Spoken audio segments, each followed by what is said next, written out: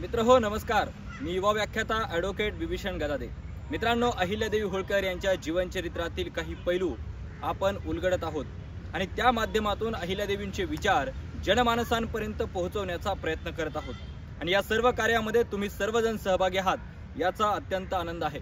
मित्रांनो, अहिल्यादेवी होळकर यांच्या जीवनचरित्राचा वेध घेत असताना पाठीमागच्या भागामध्ये आपण पाहिलं की अहिल्यादेवी भूत पिशाचाला न मानता ज्या ठिकाणी महालामधून आवाज येत आहेत त्या ठिकाणी स्वतः जाऊन त्याची पडताळणी अहिल्यादेवींनी केली।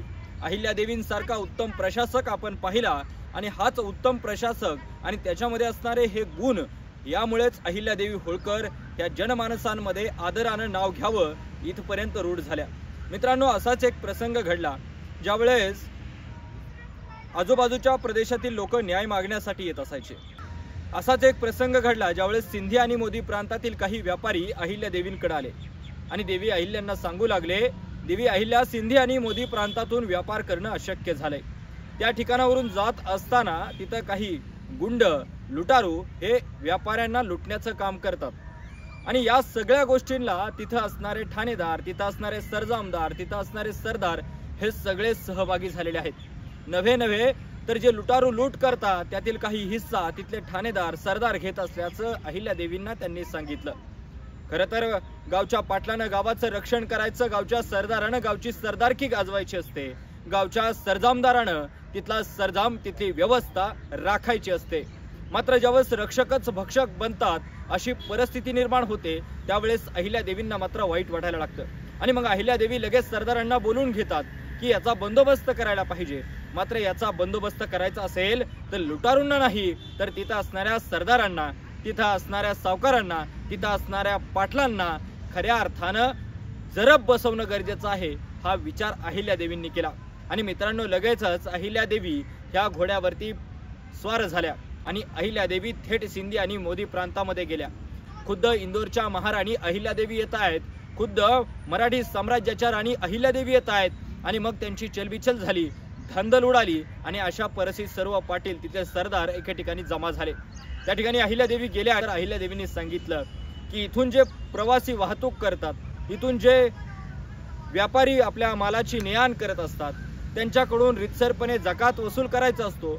मात्र असं करत असताना गुंडांच्या मदतीनं इथं लुटालूट चालते हे अहिल्यादेवींनी त्यांच्या पुढे मांडलं। त्यावेळेस अहिल्यादेवींनी त्या पाटलांना जरब दिली आणि सांगितलं, यापुढे इथं एकाही व्यापाऱ्याची लूट होणार नाही। नंबर 1, फक्त जरब दिली नाही तर आणखी सांगितलं, जर त्या व्यापाऱ्याची लूट झाली तर त्याची जेवढी लूट झाली आहे त्याच्या दुप्पट रक्कम ही सरकारात तुम्हाला जमा करावी लागेल। सर्व पाटलांमध्ये धांदल उडाली की महाराणीचा हा कसला आदेश, जर लूट झाली किंवा सरदारांनी डबल लूट भरायची हा कुठला नियम आहे। त्यावेळेस अहिल्यादेवींनी सांगितलं की माझे कानावरती आलेलं आहे की तुम्ही इथल्या गुंडांना अभय देत आहात, तुमच्यामुळेच इथले गुंड माजलेले आहेत। त्यावेळेस तिथला पाटील उठला आणि म्हणाला, अहिल्यादेवी असं कसं म्हणता, आमच्यामुळे गुंड कसे काय माजतील। त्यावेळेस अहिल्यादेवीने सांगितलं, ज्यावेळेस इथल्या रयतेचा रक्षक झोपलेला असतो त्यावेळेस भक्षकांची संख्या वाढत असते। तुम्ही सर्व झोपलेले आहात, तुम्ही सर्व इथून जाणाऱ्या व्यापाऱ्यांची, इथून जाणाऱ्या मालाची ने-आण करणाऱ्या माणसांचं रक्षण करण्यामध्ये अपयशी ठरलात आणि म्हणून हेच रक्षक झोपलेले आहेत आणि म्हणून तर ते व्यापाऱ्यांची लुटमार करतात, व्यापाऱ्यांची लुटालूट करतात आणि मला हे असंही समजलंय की त्यातला काही हिस्सा तुम्हाला दिला जातो आणि त्यामुळे आजपासून माझा आदेश आहे, जर या परिसरातून जाणाऱ्या कुठल्या व्यापाऱ्याची, कुठल्या मुसाफिराची किंवा कुठल्या वाटसरूची जर लूट झाली तर दुप्पट रक्कम ही तुम्हाला सरकारात जमा करावी लागेल। अहिल्यादेवींनी काढलेले हे फरमान दोन्ही अर्थांनी महत्वाचं होतं। एक तर तिथल्या झोपलेल्या सरदारांना त्यांच्या कर्तव्याची जाणीव करून देणार होतं आणि तिसरं म्हणजे रयतेच्या रक्षणासाठी, प्रजेच्या रक्षणासाठी होतं। चौथं म्हणजे रयतेमध्ये किंवा प्रजेमध्ये असणारा व्यापार, उद्योग, महसूल या तिन्ही दृष्टिकोनातून अत्यंत महत्वाचा होता। अहिल्यादेवींनी एक फरमान काढलं आणि एका दगडात 3 पक्षी मारले। खऱ्या अर्थानं आदर्श राज्यकर्ता काय असतो ते अहिल्यादेवींच्या उत्तम प्रशासनामधून आपल्याला पाहायला भेटतं। मित्रांनो, अहिल्यादेवींनी ते फरमान काढल्यानंतर तिथल्या पाटील, तिथले सरदार यांच्या मनामध्ये विचार आला की जर का समजा एखाद्या लुटारूनं लुटमार केली तर आपल्याला दुप्पट रक्कम भरावी लागेल, त्यापेक्षा आपण स्वतः 4-8 गडी राखून व्यापाऱ्यांची ने-आण करणं अत्यंत गरजेचं आहे। आणि मग तिथले पाटील, सरदार हे सर्वजण तिथून जाणारे व्यापारी, तिथून जाणारे वाटसरू यांच्या रक्षणामध्ये गुंतले।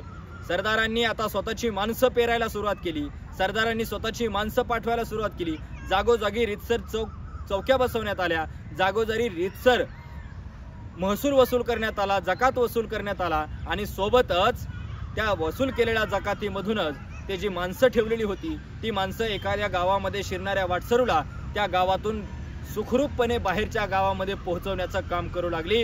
अहिल्यादेवींच्या एका फरमानामधून एवढं सगळं साधलं आणि म्हणून अहिल्यादेवी ह्या जगाच्या इतिहासामधील आदर्श राज्यकर्त्या होत्या। शस्त्राच्या जोरावरती नाही तर बुद्धीच्या जोरावरती राज्य करणाऱ्या अहिल्यादेवी होत्या आणि म्हणून अहिल्यादेवींचं हे जीवनचरित्र आपण समजून घेऊया। मित्रांनो, आजच्या भागामध्ये एवढंच, भेटूया पुढच्या भागामध्ये अहिल्यादेवी होळकर यांच्या जीवनचरित्रातील आणखी पैलूंना घेऊन। तुर्तास धन्यवाद। व्हिडिओ आवडला असेल तर लाईक करा, तुमच्या प्रतिक्रिया माझ्यापर्यंत पोहोचवा आणि अहिल्यादेवी होळकर यांचे जीवनचरित्र जनमानसांमध्ये पोहोचवण्यासाठी हा व्हिडिओ अनेकांना शेअर करा। धन्यवाद।